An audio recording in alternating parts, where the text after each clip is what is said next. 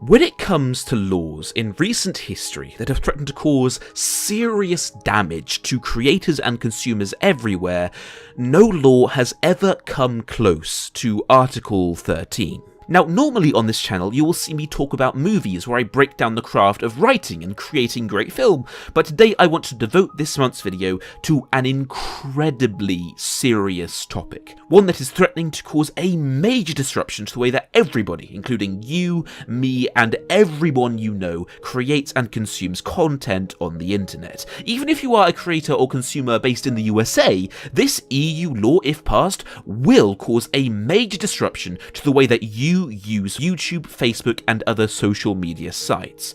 To put it bluntly, if this new law, Article 13, gets implemented, there is a very real chance most content creators you know who are based in the EU will be banned from YouTube. And I wish what I just said was a lie. I wish that statement was just me exaggerating the facts to try and fearmonger, but unfortunately it wasn't. If Article 13 becomes law, hundreds of thousands of content creators, from those with 100 subscribers to those with 1 million subscribers, all across YouTube are under a serious threat of being terminated, including me. Now, two very quick notes before we begin. Firstly, you'll be seeing some video game footage in this video, instead of the usual movie footage. The reason why is I can appreciate the irony of making a video criticising a copyright law whilst unfairly using copyrighted content. And secondly, I want you to know that I am a biased party. If Article 13 passes, there is a very real chance that my channel, The Closer Look, where I have built my income and career around it, will be terminated, or at the very least be banned from being seen inside of Europe. The latter would seriously damage my career, and the former would leave me without any income and would essentially end my career. Now, first off, what is Article 13? Here's a simplified summary. The EU is currently passing a new bill titled the Directive of the European Parliament and of the Council on Copyright in the Digital Single Market. This directive has the aim of bringing current copyright laws up to date with the digital age inside the EU. There are many parts to this directive, but today we'll be focusing on just one part, called Article 13. Now, there are several reasons why this law is being passed, one of which is because of the music industry. On YouTube, you can find almost every song for free, and while you do watch ads to see those videos, the amount of money that brings the artist is sometimes 20 times less than what they would otherwise receive through platforms like Spotify. To put it bluntly, copyright holders, specifically those in the music industry, want more money. That is not the only, but it is one of the chief reasons this article is going through. Now, that's the boring part over, so let's get down to instead the frankly terrifying part. But to prove my point, here is a clip of Jack Nicholson. You can't handle the truth! Now, because I have used that 2-second clip, if in the future Article 13 gets pushed through, my channel will be banned inside the EU for no other reason than just that 2-second clip, even though it falls under 7 seconds, which means it's de minimis and very arguably falls under fair use. Now, you may ask why? Wouldn't you get a copyright strike first, right? That's how the system works. You break copyright on YouTube, that individual video gets blocked, and then you get a warning. If that happens 3 times in the space of 3 months, your channel gets terminated. Well, under Article 13, the 3-stage copyright strike system won't exist anymore. Instead, it will be the 1 copyright strike system, where after 1 offence, any channel will be blocked inside the EU. Why? Because under Article 13, they are making one massive change. This change is so fundamental, means so much for the future of all social media, that its importance cannot be overstated. The way YouTube has always been is if a user, let's call him Joe Blogs, uploads a copyrighted clip, the copyright holder can decide what to do next, and Joe Blogs, the uploader, will be punished. Joe is the one who is held accountable for his actions. Except now the EU is changing it so that if Joe uploads a video to YouTube that is copyrighted, the EU won't hold Joe accountable. Instead, they will go straight to YouTube and hold the platform accountable. enforceable. Now, I appreciate simply saying it like that doesn't seem like so much of a change, it seems like quite a small one. However, once this law is implemented, it will lead down a logical chain of events that will end up causing a jaw-dropping amount of collateral damage to all content creators on YouTube, even the ones who use no copyrighted content whatsoever. YouTube has over 400 hours of video uploaded per minute, and that number is increasing every other month. Even if you had a super advanced algorithm, one that is twice as advanced as the one YouTube currently has, there is no way you could scan all 400 plus hours per minute and register every single copyrighted clip. This means that many copyrighted images, music tracks and movie clips will slip through the net, and for every single copyright infringement on the site, YouTube is vulnerable to a lawsuit. There are a great number of ways a creator can obscure an audio track or a video clip or an image so it never gets detected by the algorithm. Here is a very quick example. Okay, so let's say this image is copyrighted. Well, how about we delete the background for it, make it back to front, so we invert it, change the colours, draw some spectacles on him, and then make it really small and put it in the corner. There is no algorithm on Earth that could reliably pick such an image as this up. Whenever you use copyrighted music and there is another sound on top of that, for example, a commentary of someone talking, the algorithm almost never picks that up either. Also, there are a huge number of cases where the copyright system gets it wrong and blocks videos that have used nothing copyrighted. There is one example where a guy made a 10-hour white noise track, where there was nothing but a static white noise he made in a program, and it got 5 separate copyright claims, all of which claiming they were the ones who made the track. Now, here is the thing. It is impossible for YouTube to accurately police that 400 plus hours uploaded per minute for copyright infringement. So what does YouTube do? The only thing they can do: stop people uploading videos and having videos shown inside of the EU entirely. Because if they don't, they are left vulnerable to being sued into oblivion for hundreds of thousands of separate breaches of copyright. And the same applies to other platforms like Facebook, Instagram, you name it. This means that for a YouTube video to be shown inside the EU, it simply will have to be manually reviewed. As a consequence, creators who cover timely matters such as news coverage will be affected horribly. News channels, by their very nature, need to be able to upload videos and have that video available within the day of the event. Now every video needs to go through manual review. That means news videos will come out days, if not weeks after the event, if even at all, which means the public will be less informed about important news updates on natural disasters and crime, and everything else will be heard less. This will cause the general public to be less informed. Channels like Philip DeFranco, Drama Alert, The Young Turks, and anyone who distributes news on YouTube will be greatly damaged by this law. This also has a terrible side effect for content creators who rely on fair use, namely the entire video essay community. Now, I am not a lawyer, so some things in Article 13 I simply did not understand the wording of, but from what I can tell, in the EU there will now only be 2 factors that determine fair use. Number 1, is it educational and non-profit? Now, what I do here on The Closer Look is educational, where I break down film to help aspiring writers and directors to become better at their craft. However, because I'm independent and I have no employer to pay me a salary, I have built my livelihood and career around this channel, and have had no choice but to monetize it.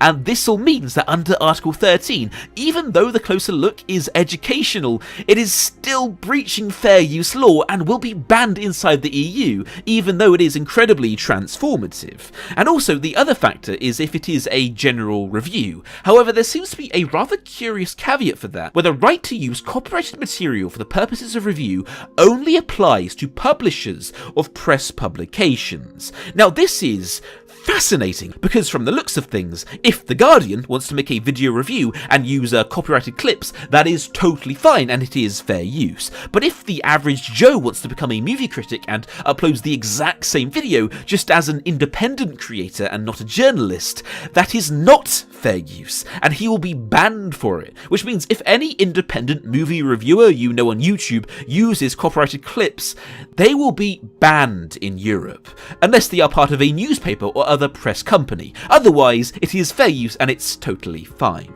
The sad truth is that even if I stopped monetizing this channel and made it blatantly fair use under EU law, that won't matter anyway, and this channel will still be banned in the EU because fair use is subjective. In the USA, for example, fair use is determined by a number of variables. Is it for profit? Is it educational? Is it transformative? Is it reducing the income of the copyright owner? And even if a video meets every single one of those criteria, it is still not legally fair use because it can only be officially determined in a court of law, only after a lengthy, expensive, year-long trial, and only on an individual video basis. Each and every video is its own entirely separate court case for fair use, and YouTube would be juggling tens of thousands of such court cases all at the same time, where in the past the uploader, the creator, would be punished, would be the defendant. Now the platform is the defendant. YouTube is the one who gets sued when Joe Blogs uploads a copyrighted movie clip. YouTube is the one who gets sued when a copyright holder thinks that Nerdwriter's critical review of a film doesn't classify as fair use. This means that every single fair use clip on YouTube is a copyright lawsuit time bomb, which if it goes off where the copyright holder believes in their opinion it isn't fair use, which happens all the time, even when the fair use is blatant. Trust me, I have seen the other side of that many times. So if the holder, in their opinion, doesn't think it is fair use, then YouTube is the one who has to go to court to prove them wrong.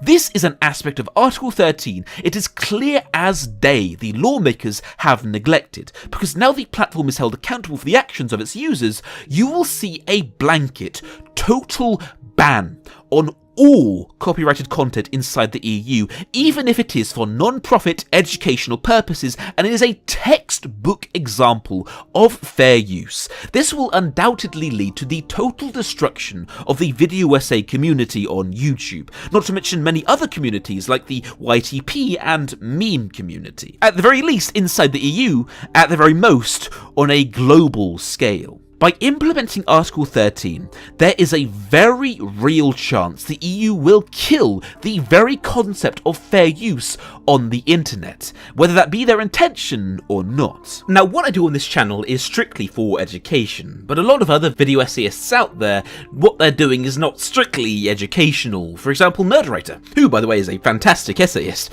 He made a video on why the film The Florida Project should have been nominated for an Oscar. If the Oscars won't highlight The Florida Project, then I'm happy to, because it's without a doubt one of the best films of 2017. And watching it, for me, was one of those transporting experiences that I only get a few times a year. Now, it's a very well-made video essay, and it's also not educational, and it's not technically a review, it is simply an argument. It is an opinion piece on why he thinks the mainstream awards should have given this movie, The Florida Project, more respect. Now, under US copyright law, this video is blatantly fair use, but under Article 13, it most certainly is not. And here's the thing, this video is benefiting Evan, the creator, as he is making a living from it. It is benefiting the people who made the film, as they're getting a ton of exposure, and no doubt this video is single-handedly responsible for many sales, as people have bought or rented this film to see it. And also it benefits the average Joe, as they get to watch a kick-ass, well-made analytical video, and also get a recommendation for a great movie they need to watch. This video, as well as the whole of Nerdwriter's channel, is benefiting all parties. Evan is doing a fantastic job at increasing film literacy and increasing interest in some really well-made movies out there. Whether the lawmakers intend it or not, Article 13 in its current state will undoubtedly lead to this video and the whole of Nerdwriter's channel being banned in the EU. And then that begs the question, what is the reason? Why do the politicians want Nerdwriter to be banned in the EU? And the answer, they don't. Because I don't think this ramification of Article 13 has even been considered by anyone who's pushed this law forwards. I mean, if you were a lawmaker and you implemented a law saying anyone who owns a knife will be sent to jail, sure, you'll send to jail the criminals, but you'll also send to jail butchers and carpet layers and people who live in the wilderness who simply need to use those knives as tools to survive. If you implemented such a law, you would be causing so much damage to so many people who otherwise were actually actually benefiting society. And as a result, we would stop having butchers. If you want a new carpet, well, tough luck, because now Stanley knives are illegal to own. Now, that metaphor is actually really applicable to Article 13, because as a result of this law, a serious number of people, including myself, people who are providing a valuable service to many people out there in such a way it actually benefits copyright holders, will be taken down. But okay, on the screen now you'll see a list of channels, many of whom are part of the video essay community, but all of which use copyrighted content as a fundamental and integral part of their own content. Everyone you see here, if Article 13 passes, at the very least will be banned inside of Europe, and at the very most be terminated entirely. The truly ironic thing is Article 13 is made to protect copyright holders, but by dismantling and destroying the film community on YouTube, not only will it stop the next generation of Christopher Nolans and Quentin Tarantinos from learning about their craft, but it will also decrease the number of people who are passionate about film. Article 13 will destroy the internet film community in Europe, and as a result will directly damage interest in movie culture inside of Europe, and as a direct result of that, will damage the European film industry. And Article 13 will undoubtedly be a detriment to many of the very copyright holders whom this article is trying to protect. Almost always, when a video essayist covers a film, that directly results in an increased interest in that film, unless that movie just happens to be called The Last Jedi, in which case we tend to be, well, quite harsh. But I have lost count in the amount of times I have mentioned a movie in my videos, provided a critical analysis of why it is such a good movie, and a bunch of my viewers go over and buy the film so they can watch it. And then you have to ask, if Article 13 does that, where it will not only cause unprecedented damage to established and thriving communities out there, not only potentially end the careers of thousands of people who are making a living from their passion, including me, but on top of that, it will make many copyright holders worse off, why even pass it at all? And you may ask, why am I saying thousands of creators' careers are ending? Don't you mean dozens? Unfortunately, that number was not an exaggeration. Going back to it, because YouTube cannot police the 400 plus hours uploaded every minute, not to mention the billions of videos already on the site, YouTube will have no choice but to assume everyone is guilty until proven innocent. And even if you upload something as benign as a vlog in your room, that will be blocked in the EU anyway, because there is a chance it has copyrighted content in it, which means there is a chance YouTube might get sued. So what would that look like? What is the worst case scenario? Unfortunately, at this stage, the worst case scenario also looks like the most likely one. The worst case scenario is every single smaller content creator on YouTube will be banned from uploading if they live inside the EU, as well as all imported videos from outside the EU being blocked inside of Europe too. The EU will become this dead zone for content creation, where only the already established larger name channels like Rooster Teeth and Casey Neistat, and those who already have a massive following, will be allowed to have their content shown. The reason why is all content will need to be manually reviewed, and anyone who uploads copyrighted clips, even if said clips are textbook fair use, YouTube couldn't risk the lawsuit, so said creators will be assumed guilty and blocked with no exceptions. As a result, you will see YouTube stop being a site where innovation is encouraged and anyone can do it, to being this stagnant library of videos that is less than 1% of the size it once was, where the entire next generation of social media influencers all across the EU will never come to be, because everyone with less than 100k subs will be banned, even if they upload something as innocent as a comedy short. Under Article 13, where once there were no gatekeepers, which is one of the reasons social media is so goddamn great, and after you would need to have the blessing of an established creator to present your content on their channel, whether that blessing comes from being under their employ or paying them a fee. Simply put, if Article 13 passes, it will kill tens of thousands of European creators' careers before they could even start. And for many non-European creators in the USA, for example, it could still end their careers, as they would lose all EU viewership, which might be where they get the bulk of their views. This will all, most likely, result in the complete destruction of smaller, niche communities on the platform inside of Europe, like woodworking, creative writing, dog training, you name it. If you live in the EU, you live in Germany, Sweden, Ireland, Greece, Spain, or any other EU country, and you dream of one day becoming a YouTuber, of starting a channel and growing a following, and one day doing that as a full-time job, well, I hate to say it, but under an Article 13 Europe, you will have no choice but to give up on that dream. It's quite curious to see how such a simple change as making the platform responsible instead of the creator can have. But you know what, this isn't all bad. Sure, it will destroy tens of thousands of jobs, in the long run do a great deal of damage to the European economy, and cause a major disruption to the way that hundreds of millions of people consume content online, and effectively kill many thriving communities. It's alright, because now Ed Sheeran's music label can earn 5% more money because some of YouTube's users have moved over to Spotify.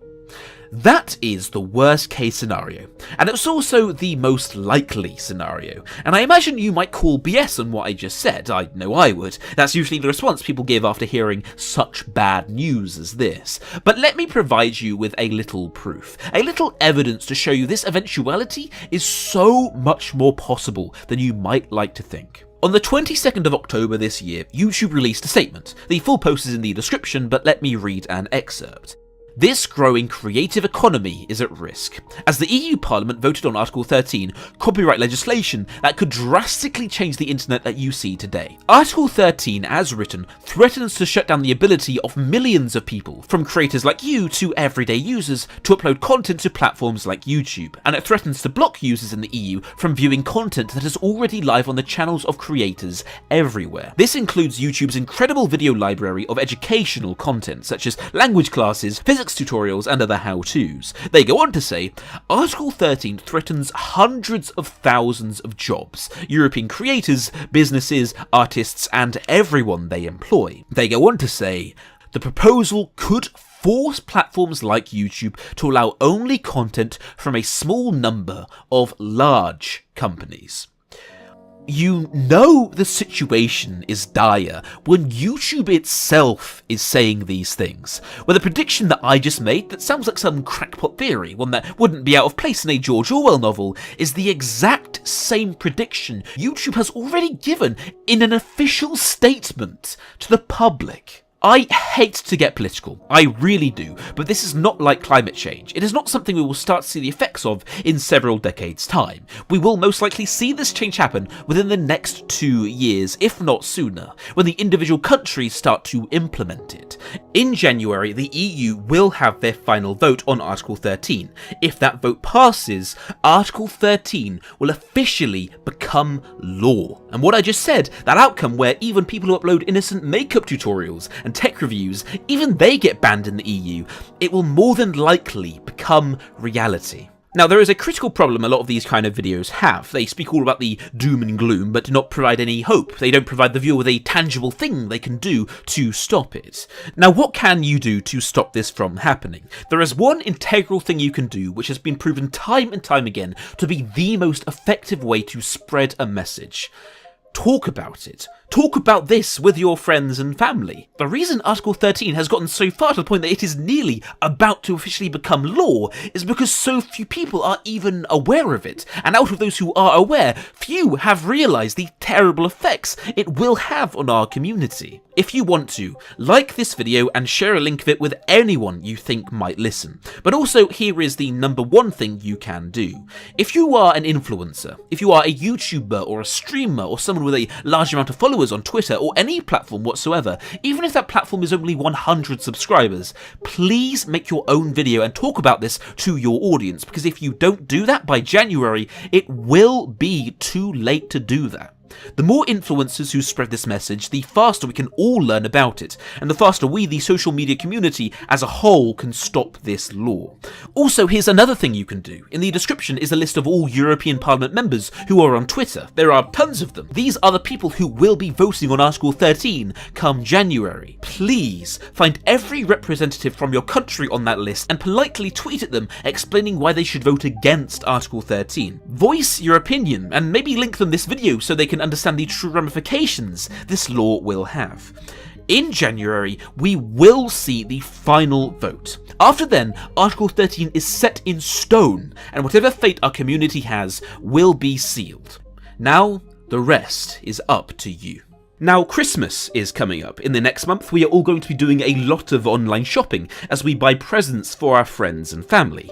I have just bought a PS4. I didn't buy it for my family, I just bought it for myself as a little treat. But in these coming months, one thing you need to be hyper vigilant about is your online security, which is where we come to NordVPN, who I can happily thank for sponsoring today's video.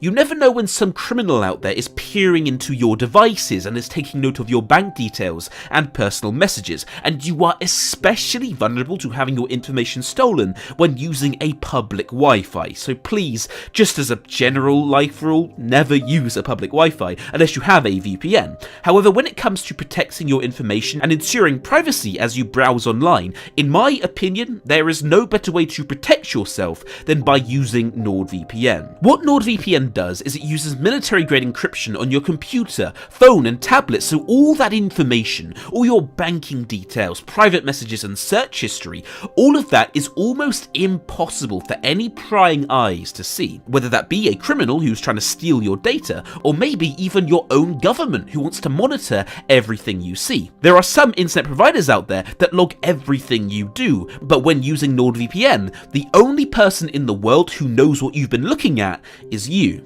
I have been using NordVPN for over 6 months myself, and I can happily say it puts my mind at ease because it's just that added layer of security on my devices, just that added layer of privacy that stops someone from screwing up my day and stealing my information. Right now, NordVPN is having a massive sale where you can get 75% off a 3-year plan, and if you click my link in the description, you'll get an extra month on top of that, totally for free. If you want to get a VPN, I highly recommend you do so now, because as someone who uses this service, I can say this is a very good deal. When in the store, please use the code The Closer Look to get an extra free month on top of your plan for no extra cost. Under this deal, it will cost you $2.99 per month, and well, when I compare that to having the prospect of having my bank details stolen or the peace of mind I have from knowing my information is safe and nobody can see it, well, to me, to get NordVPN, especially with a deal like this, is something I would do in a heartbeat. Again, please click that link in the description or use my code The Closer Look at the checkout for a free extra month on your plan. Anyway, thanks for watching, and I'll see you guys next time on The Closer Look.